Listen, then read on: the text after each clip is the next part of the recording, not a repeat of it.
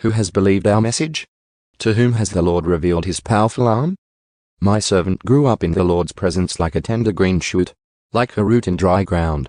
There was nothing beautiful or majestic about his appearance, nothing to attract us to him.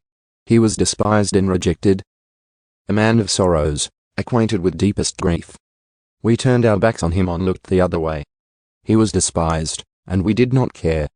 Yet it was our weaknesses he carried. It was our sorrows that weighed him down. And we thought his troubles were a punishment from God, a punishment for his own sins.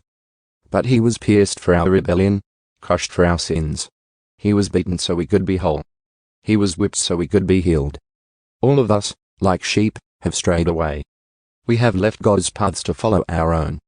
Yet the Lord laid on him the sins of us all. He was oppressed and treated harshly, yet he never said a word. He was led like a lamb to the slaughter. And as a sheep is silent before the shearers, he did not open his mouth. Unjustly condemned, he was led away.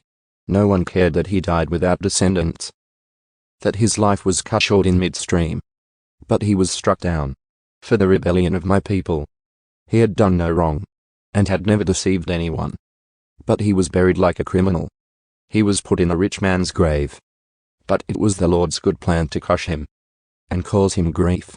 Yet when his life is made an offering for sin, he will have many descendants. He will enjoy a long life, and the Lord's good plan will prosper in his hands. When he sees all that is accomplished by his anguish, he will be satisfied, and because of his experience, my righteous servant will make it possible for many to be counted righteous, for he will bear all their sins.